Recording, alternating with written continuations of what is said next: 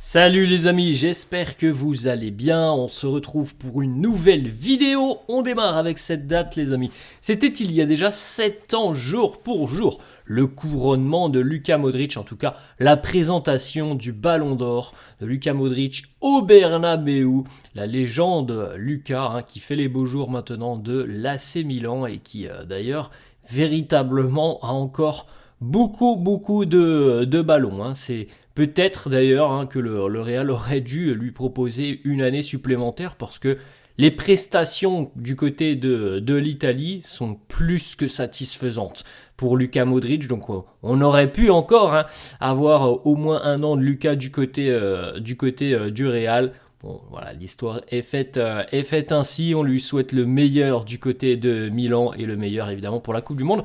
L'année prochaine, on regarde les amis les unes des quotidiens madrilènes. Marca qui titre sur Florentino Pérez qui s'est prononcé hier par rapport au cas Negreira.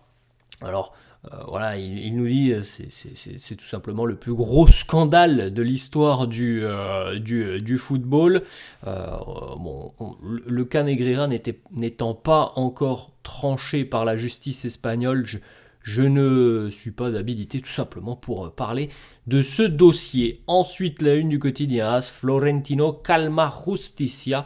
Voilà, le président qui est entré en représentation hier avec quelques mots sur cette affaire qui touche le football espagnol depuis la sortie tout simplement de toutes ces informations. Ensuite, on a une petite information du quotidien AS, les amis, sur le futur, l'avenir de Xabi Alonso. Et selon le quotidien AS, la situation de Xabi Alonso n'est pas aussi simple que il faut gagner les deux matchs et tu vas rester entraîneur du Real. Le club veut un changement radical dans les impressions que l'on peut avoir lorsqu'on l'on regarde le Real sur le terrain. On ne veut pas juste de bons résultats. Il faut aussi quand même la manière, si possible, manière que l'on avait quand même plutôt en début de saison. Alors, pas dire que tous les matchs étaient parfaits, mais en début de saison, on avait plutôt une identité assez claire, une ligne directrice que l'on ne retrouve plus forcément depuis plus d'un mois maintenant. Donc, comme on l'a évoqué, les amis, les résultats, c'est une chose. Si on peut aussi, évidemment, commencer à retrouver un fond de jeu, c'est quand même très important parce que les résultats ne tiendront pas très longtemps s'il n'y a pas le fond de jeu aussi derrière. L'un va très rarement sans l'autre, les amis, donc c'est bien de reprendre confiance en prenant des points. Il faudra aussi évidemment que l'on reprenne confiance dans le jeu. On enchaîne avec une information de Marca et de The Athletic qui nous annonce que le Real préfère garder Xabi Alonso aussi longtemps que les résultats le permettent. Mais ce que l'on sait, c'est que la marge d'erreur, elle est quasiment inexistante. Voilà, Xabi Alonso n'a pas le droit à l'erreur. Il est véritablement sur un siège éjectable, c'est ce que l'on dit dans quasiment tous les médias.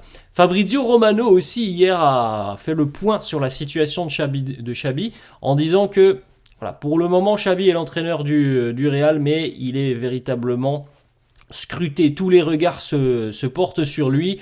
Le club veut que l'on confirme ce changement-là que l'on a peut-être retrouvé depuis une semaine et le match face à Manchester City. Déjà, premièrement, en gagnant les 2 derniers matchs de l'année 2025, ça c'est une condition sine qua non pour Xabi Alonso. Il faut gagner le match de Coupe du Roi, gagner face au FC Séville et le gros test, c'est Fabrizio Romano qui l'annonce, le gros test, ça sera la Supercoupe début janvier. Donc on va pas attendre 2 mois, les amis. Supercoupe, pour rappel, on aura notamment le Barça, vraisemblablement le Barça, on verra bien, mais vraisemblablement un affrontement face au Barça, parce qu'on n'en a pas la certitude puisqu'il y a des demi-finales. Mais voilà, ça sera un gros test pour Xabi Alonso, cette Supercoupe au mois de janvier. Voilà, le club, le Real considère que la Supercoupe est un moment crucial pour l'avenir de Xabi Alonso. Donc, comme on l'avait annoncé, je crois, il y a 5-6 jours, les amis, on en avait un petit peu parlé. Moi, je ne vois pas Xabi Alonso partir là sur cette fin d'année. Alors, à moins qu'on soit éliminé demain en Coupe du Roi et qu'on perde face au FC Séville, je ne le vois pas partir. Je pense véritablement que le mois de janvier sera très important, pour ne pas dire crucial, comme l'a dit Fabrizio Romano. Je pense que ça sera très important. Il y aura de la Coupe du Roi, il y aura un retour en Liga, la Super Coupe, il y aura de la Ligue des Champions. Donc vraiment, le mois de janvier, il va être très chargé pour Xabi Alonso. Il va falloir que le Real obtienne des résultats. Ensuite, une petite information de AS qui nous annonce que si jamais il y a un départ de Xabi Alonso, le Real envisage pourquoi pas de mettre au poste d'entraîneur Santiago Solari. Du côté du Real, on ne recherche pas un coach extérieur au club, donc Solari ou Arbeloa sont des options très intéressantes s'il y a un départ de Xabi Alonso. Fabrizio Romano nous dit justement si les choses changent avec Xabi Alonso, le nom qui revient souvent est celui d'Alvaro Arbeloa. Il peut être le favori. Donc voilà, au moins on est fixé les amis, il n'y a pas de rêve d'un retour de Zinedine Zidane, de Jürgen Klopp. Ça, visiblement, c'est pas possible. Et ce qui est envisageable, c'est une option au sein du club. Solari, expérimenté, Solari, et Arbeloa qui débute depuis quelques temps maintenant quand même, son aventure en tant qu'entraîneur, mais n'a jamais connu évidemment une équipe première. Ensuite, une petite information les amis, Rodrigo quitte Nike et rejoint l'équipementier Adidas. Peut-être que c'est ce qui permet à Rodrigo de retrouver le chemin des filets. Tant mieux s'il retrouve le chemin des filets avec son nouvel équipementier. Autre information avant le match donc face à Talavera demain en Coupe du Roi. Hendrik, Alvaro, Carreras et Fran seront disponibles demain face à Talavera. En revanche, les amis, ils seront toujours indisponibles pour ce dernier match de Liga 2025 face au FC Séville, puisqu'on le rappelle, les 3 joueurs sont suspendus après avoir reçu un carton rouge face au Celta. Petite information aussi, André Lonin devrait démarrer demain en Coupe du Roi, comme on l'a évoqué hier. C'est évidemment les joueurs qui ont moins de temps de jeu qui joueront demain en Coupe du Roi. On va essayer du côté de Xabi Alonso de mettre au repos le plus d'éléments importants. Donc je pense pas qu'on verra de Kylian Mbappé demain. Je pense pas qu'on verra de Fede Valverde par exemple.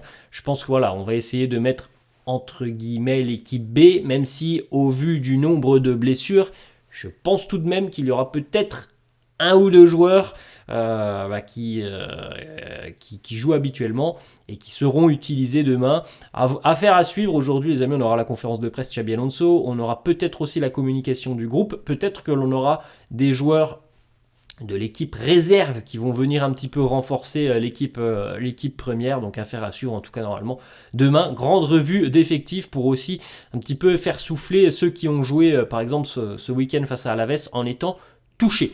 On poursuit avec une petite information. Victor Valdepeñas a déjà gagné plus de 100 000 followers sur Instagram lors des 24 dernières heures. Il était à peu près à 20 000 followers lorsqu'il n'avait pas encore joué sous les couleurs du Real version équipe première, et grâce à ce match ce week-end, il a passé facilement la barre des 100 000 avec plus 100 000 en l'espace de 24 heures. Valdepeñas qui nous dit mes débuts, c'est vrai que j'étais un petit peu nerveux, je vais pas mentir, mais mes coéquipiers, le capitaine m'ont tous rassuré, ils m'ont tous aidé à me canaliser, me calmer, je les remercie énormément. Kylian Mbappé qui avait eu ces petits mots pour Valdepeñas lors de l'échauffement en lui disant reste calme, concentré, parle, échange avec nous, tu es bon, tu joues bien, reste calme, allez ça va le faire. Voilà, ça c'est des mots évidemment de quelqu'un très expérimenté.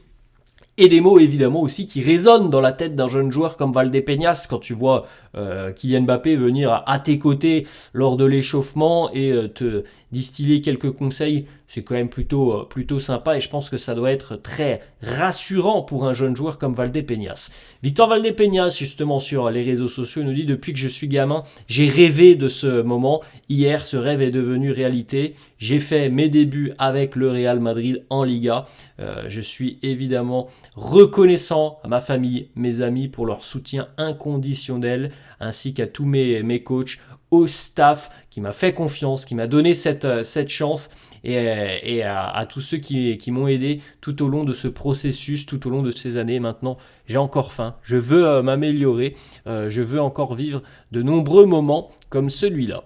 Petite photo les amis, alors c'est très rarement montré par les médias puisqu'on a souvent tendance à montrer Vinicius en train de s'en prendre aux arbitres, en train parfois d'invectiver les tribunes. Et regardez ce qui s'est passé ce week-end du côté d'Alaves, alors que les supporters du Depor chantaient Ballon de Playa à Vinicius. Vinicius a donné son maillot aux supporters qui lui chantaient Ballon des Playa. Et ça, évidemment, on ne l'a pas beaucoup vu dans la presse. Petite photo, les amis, aussi pour célébrer le nouvel an chinois, une nouvelle collection du côté du Real, porté par Fran Garcia et Brahim Diaz. Et puis une dernière information, le Real, comme tous les ans, va ouvrir son centre d'entraînement pour une session d'entraînement, donc le 30 décembre au stade Di Stefano, comme tous les ans. Évidemment, il n'y a pas beaucoup de place, je crois qu'il y a 4000 places, 5000 places au stade Di Stefano. À chaque fois, ça part très très vite. C'est un moment très sympa. Voilà, il y a beaucoup d'enfants. C'est une période de vacances scolaires, c'est les fêtes. Et à chaque fois, c'est un moment très sympa où tout le monde peut prendre aussi des photos avec les joueurs. Donc voilà, ça sera le 30 décembre au stade Di Stefano, le stade évidemment du centre d'entraînement. Voilà les amis, la fin de cette vidéo. Merci à tous ceux qui sont présents. N'hésitez pas, comme d'habitude, à lâcher un petit pouce bleu. N'hésitez pas non plus à vous abonner à la chaîne. Je vous remercie et je vous souhaite une bonne journée. Ciao, à la prochaine.